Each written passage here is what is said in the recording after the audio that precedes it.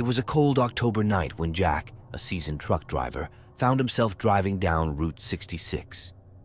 The road was infamous for its eerie tales, but Jack had always dismissed them as mere folklore. He had just finished a long haul and was on his way back home, looking forward to a warm meal and a good night's sleep. As he cruised through the deserted highway, the beam of his headlights cut through the thick fog that had settled in. Suddenly, he saw a figure standing by the side of the road, thumb outstretched. The hitchhiker was a young woman, drenched from head to toe, shivering in the cold. Feeling a pang of pity, Jack pulled over and rolled down his window. The woman looked up, her eyes wide with terror, and muttered something about needing to get away. Jack opened the door and she climbed in, glancing nervously over her shoulder. As they drove on, the woman introduced herself as Emily.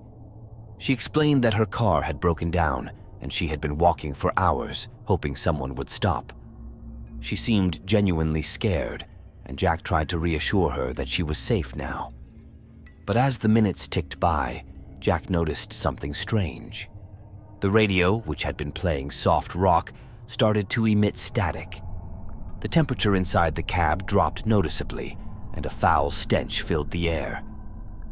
Jack glanced at Emily, who was staring straight ahead, her face pale and expressionless.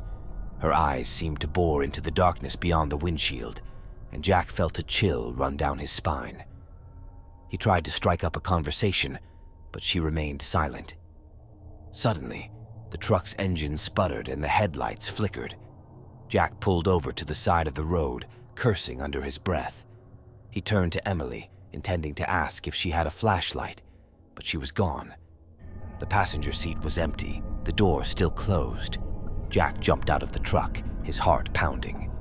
He called out for Emily, but there was no response. The fog seemed to grow thicker, enveloping him in an oppressive shroud.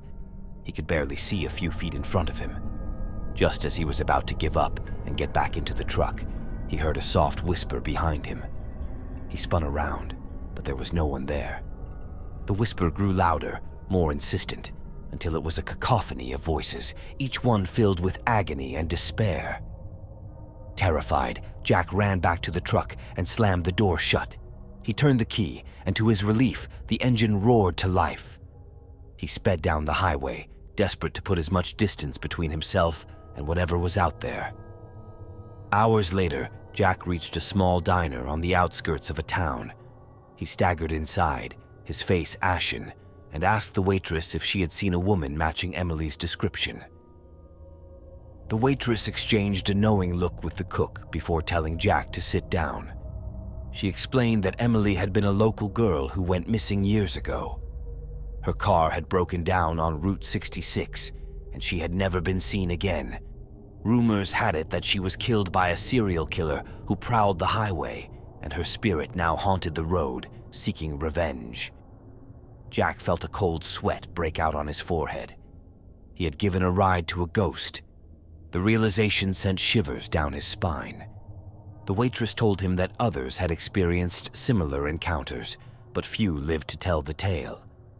Shaken, Jack left the diner and continued his journey, vowing never to pick up a hitchhiker again. But the memory of that night haunted him. He couldn't shake the feeling that Emily was still out there, watching and waiting.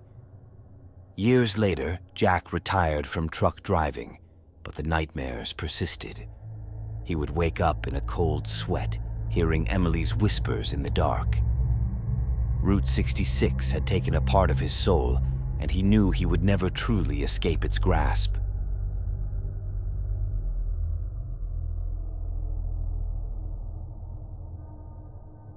Sarah loved road trips. The freedom of the open road and the thrill of new adventures always called to her. One summer, she decided to take a solo trip across the country, planning to document her journey on her travel blog. Little did she know, this trip would be her last. One evening, as she drove through the winding roads of the Appalachian Mountains, she spotted a young man standing by the side of the road. He looked disheveled and desperate. Against her better judgment, Sarah decided to offer him a ride. The man introduced himself as James. He seemed polite, though somewhat reserved. As they drove on, he told Sarah that he had been hiking with friends and had gotten separated. He needed to get to the nearest town to find help. As they conversed, Sarah noticed strange details about James. His clothes looked outdated, like something from decades ago. He had a haunted look in his eyes, as if he had seen things that no one should ever witness. The sun began to set, casting long shadows over the mountainous landscape. Sarah's car radio, which had been playing a lively tune, suddenly went silent, replaced by an eerie static. She glanced at James, who seemed unfazed. The road became rougher, and the fog rolled in, thick and impenetrable. Sarah's GPS lost signal, and the road signs became less frequent. She felt a growing unease, but tried to remain calm, focusing on getting to the nearest town. Suddenly, James began to talk about his friends. He spoke in a low, monotonous voice, describing how they had ventured into an abandoned mine, looking for adventure. One by one, his friends disappeared, swallowed by the darkness. Sarah felt a chill creep up her spine as James's tale grew more horrific. He spoke of strange noises, shadows that moved on their own, and a sense of being watched. The deeper they went into the mine, the more sinister it became. James's voice took on a hysterical edge as he described how he had fled the mine, leaving his friends behind. He had been wandering the mountains ever since, trying to escape the horrors that followed him. As James finished his story, Sarah realized that they were lost. The fog was so thick she could barely see the road ahead. She turned to James for guidance, but he had vanished. The passenger seat was empty, and the door was still locked. Panic set in as Sarah frantically searched for James, calling out his name. The only response was the echo of her own voice. She was alone, stranded in the middle of nowhere, with no sign of civilization. Desperate, Sarah drove on, hoping to find a way out. The road seemed endless, twisting and turning through the fog. Hours passed, and she began to feel as if she was driving in circles, trapped in a never-ending nightmare. Just when she was about to give up hope, Sarah saw a faint light in the distance. She followed it, praying it would lead her to safety. As she got closer, she realized it was a small, dilapidated cabin. She knocked on the door, but there was no answer. Pushing it open, she stepped inside, finding the cabin empty and abandoned. The walls were covered in strange symbols, and an overwhelming sense of dread filled the air. In the corner of the cabin, Sarah found an old, tattered journal. It belonged to James. His final entry spoke of an ancient curse, a malevolent force that haunted the mountains, preying on those who ventured too far. Sarah's blood ran cold as she realized she was now part of the same horror story she had heard.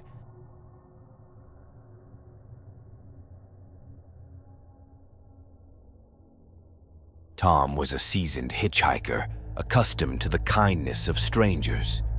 He had traveled thousands of miles, each ride bringing a new story, a new adventure. But one ride would change his life forever, leaving him with nightmares that would never fade. It was a moonless night when Tom found himself stranded on a desolate stretch of highway in the Midwest. He had been walking for hours, his thumb outstretched, hoping for a ride. Just as he was about to give up, a pair of headlights appeared in the distance. A sleek black car pulled over, and the driver, a middle-aged man with a friendly smile, offered Tom a lift. Grateful, Tom climbed in, not noticing the subtle hint of malice in the driver's eyes. The man introduced himself as Mr. Gray. He was charming and engaging, making small talk as they drove. But something about him seemed off. His smile never quite reached his eyes, and his questions were oddly intrusive. As they drove deeper into the night, the landscape grew more remote. The towns became fewer and farther between, and the road seemed to stretch into infinity.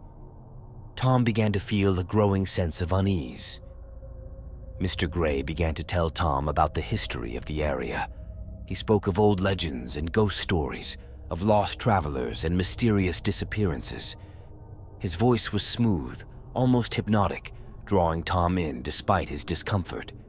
Suddenly, The car's radio crackled to life, playing a haunting melody that sent shivers down Tom's spine.